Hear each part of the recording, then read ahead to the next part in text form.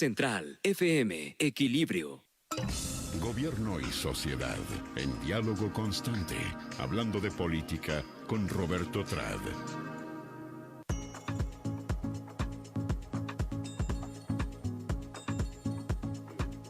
Y ya está con nosotros Roberto Trad. ¿Cómo estás, Roberto? Bien, ¿tú cómo estás? ¿Cómo amaneciste hoy? Pues ingenuo, ¿eh? Ingenuo, a ver, ¿por qué amaneciste ingenuo, mira, mi querido Beto? Veo que los panistas tomaron la mesa de la Cámara de Diputados. Y te caen bien los panistas. Y me caen bien.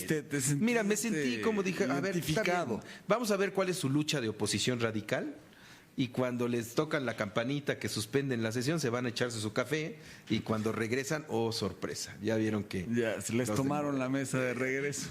¿Sabes qué? Yo creo que para hacer oposición debes de tomar una clase intensiva de la toma de la mesa en época de cuando la toma de posición de Felipe Calderón. Ahí sí fue una toma. Esas son las escenas a las que inmediatamente nos remite lo que estamos viendo hoy en el Congreso, ¿no? Nada más que con los actores al revés, ¿no? Sí, el mundo al revés. El mundo al revés. ¿Qué así es la política? En aquel entonces Fernández Noroña era el que tomaba la mesa y gritaba, sí, y ayer Fernández... Hoy es el que defiende. Exactamente. Sí, qué cosa. Pero ¿cómo estás, mi Roberto, hoy? Una semana rara.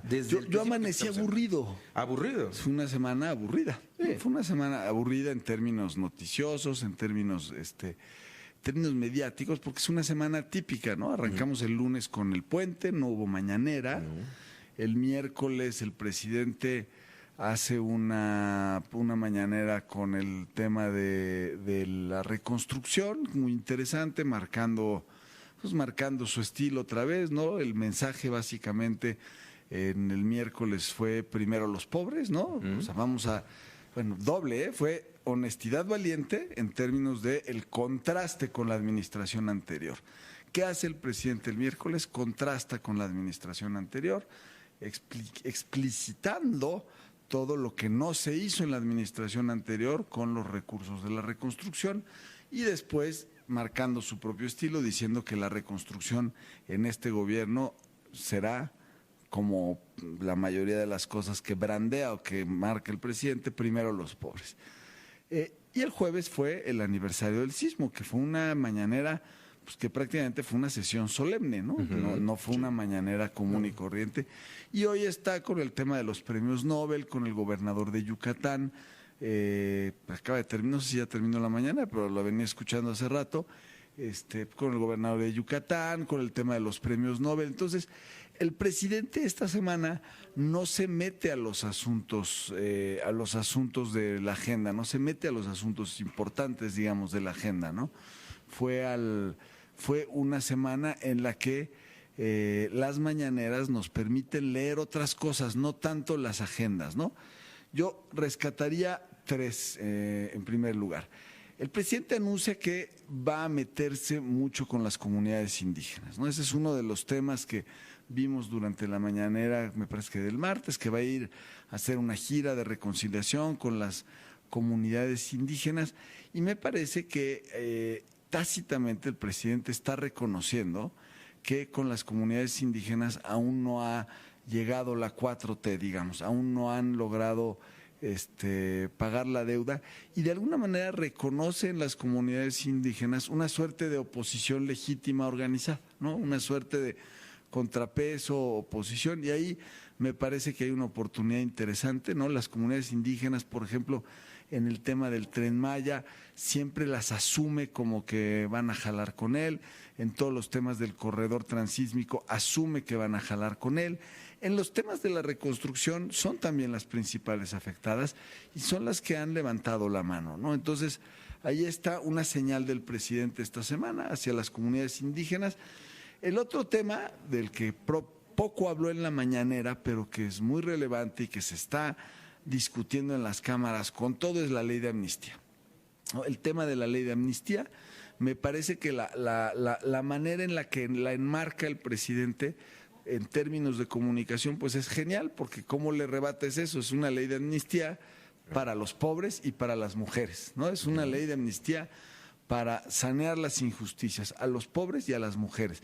Así la está enmarcando el presidente. Dentro de la letra chiquita, ya eso es en la mitología, digamos, en la mitología de la ley de amnistía la mitología, el discurso, es una ley de amnistía para los pobres y para las mujeres. En la datología, es decir, lo que realmente va a pasar, incluye la ley de amnistía este tema de las personas que están acusadas por robos menores a 50,000 pesos, ¿no? Y ahí es donde pues ya no necesariamente son primero los pobres, ¿no? Alguien que está acusado por un robo por 50,000 pesos, pues de alguna manera está haciendo una falta a la sociedad, y eso es lo que se está discutiendo en el Congreso. En realidad es muy interesante porque la oposición está... Yo vi algunas piezas de algunas declaraciones, por ejemplo, de Mariana Benítez del PRI, declaraciones de Clemente Castañeda de MC, ambos diciendo sí, vamos a la ley de amnistía. No es una mala idea en la lógica de primero los pobres, pero hay que revisar la letra chiquita, ¿no? Sí. Afortunadamente en el Senado no tienen mayoría calificada, entonces pues el Senado puede ser el bastión de racionalidad, digamos, en los excesos de la ley de amnistía. Yo creo que estratégicamente aventaron el presidente o los estrategas del presidente, se aventaron todo el paquete para decir, bueno, está bien, te doy lo de los 50,000 pesos, ¿no? Al final me parece que la discusión sobre la ley de amnistía se dará en los próximos días y pasará sin esto de los 50,000 pesos, ¿no? Pero a las mujeres encarceladas por abortar, por ejemplo, a los indígenas encarcelados por no saber hablar español, que así lo está planteando desde primero los pobres, pues les va a beneficiar, y yo creo que va a ser...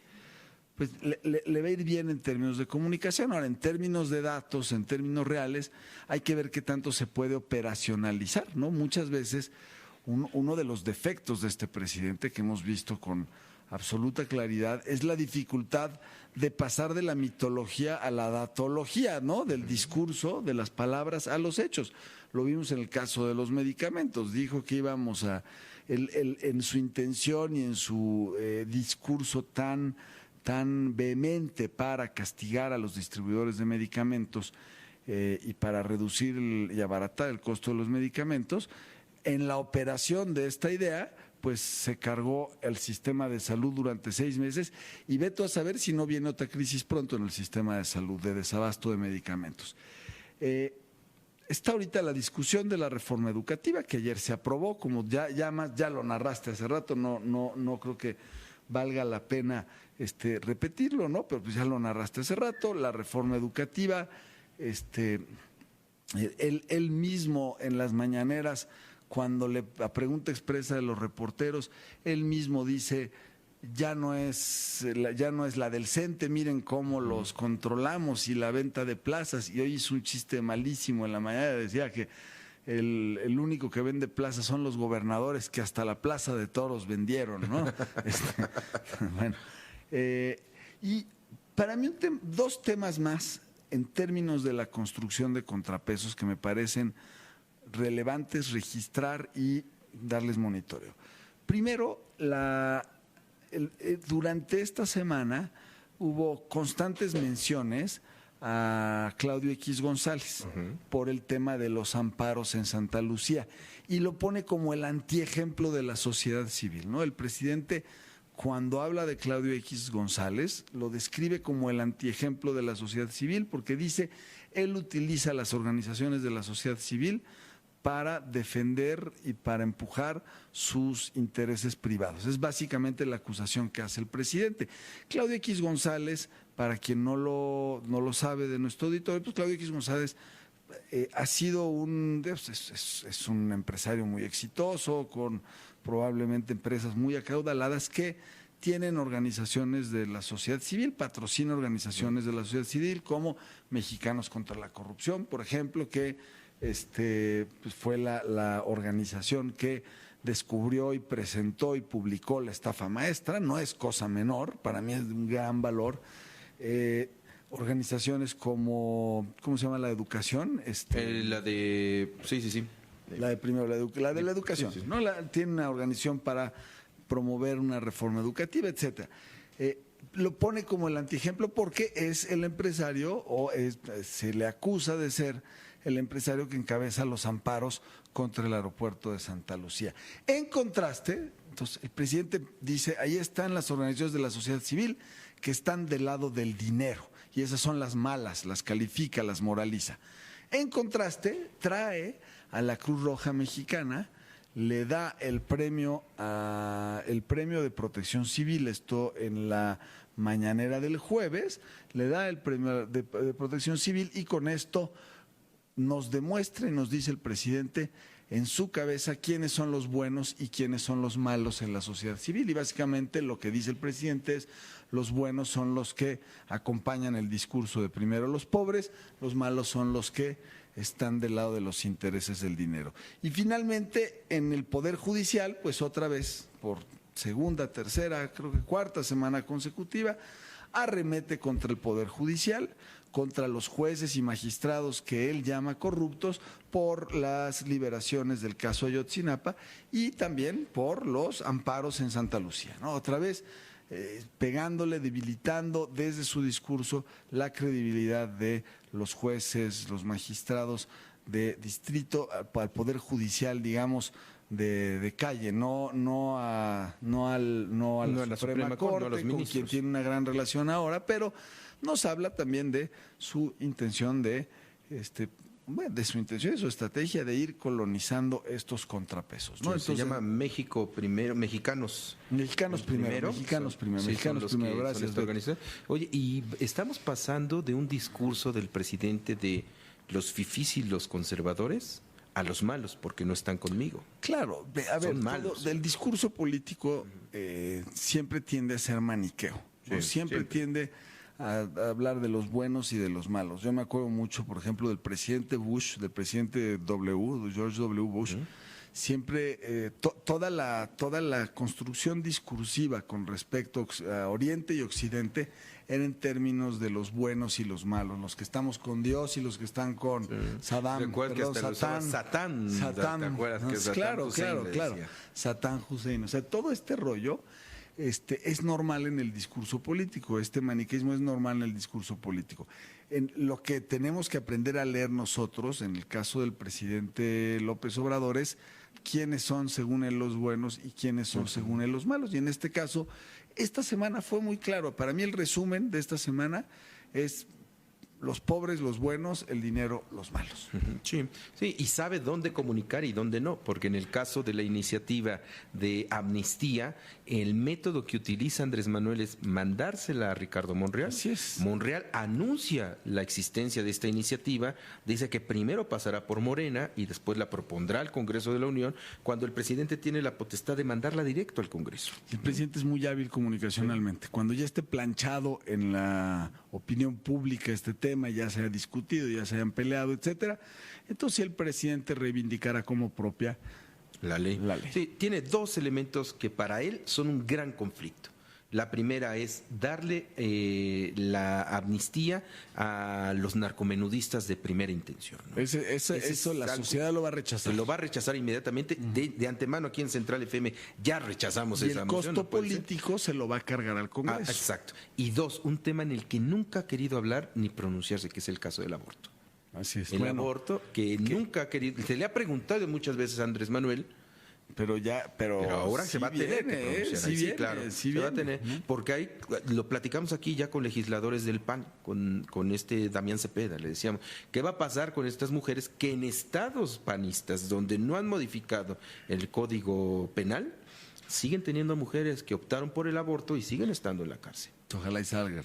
Ojalá salieran. También yo estoy a favor de que salieran. Pero el presidente va a tratar de cargarle ese costo político a los legisladores y va a tratar de salir con el triunfo en esta fue una ley primero para los pobres. Primero para los pobres. Muy bien. Estamos pues con este discurso.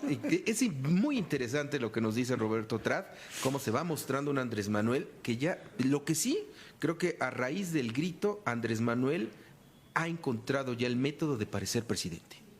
Ya no el hombre que le encanta, ¿no? Ser opositor y estar dividiendo, pero en el grito dijo: yo también puedo ser presidente de la República. Nos vemos el martes con los principales activos y pasivos de la administración. Vamos a traer un trabajito para analizar qué es lo que le está costando al presidente en términos de opinión y qué es lo que le está dando puntos. Le está dando facilidad. Así es. Muy bien. Pues bueno, muchísimas gracias, Roberto. Gracias, Beto. Nos Buenos vemos el días. próximo Saludos martes. a Pedro. Saludos a Pedro. Ya el lunes estará acá dando guerra. Eso. Muy bien. Nosotros vamos a un corte. Por cierto, estaba viendo las imágenes de la mañanera. Veo muy pocos reporteros, y me han estado reportando, me han estado diciendo que de la Dirección de Comunicación Social, cuando la mañanera es en los estados, reducen el ingreso de reporteros.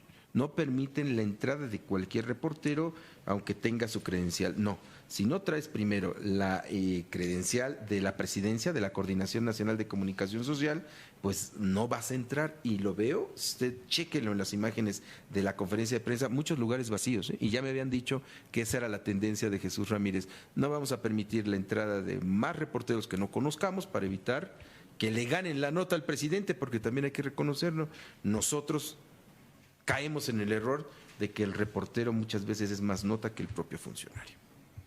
Vamos a un corte y regresamos con más aquí en Central FM Equilibrio.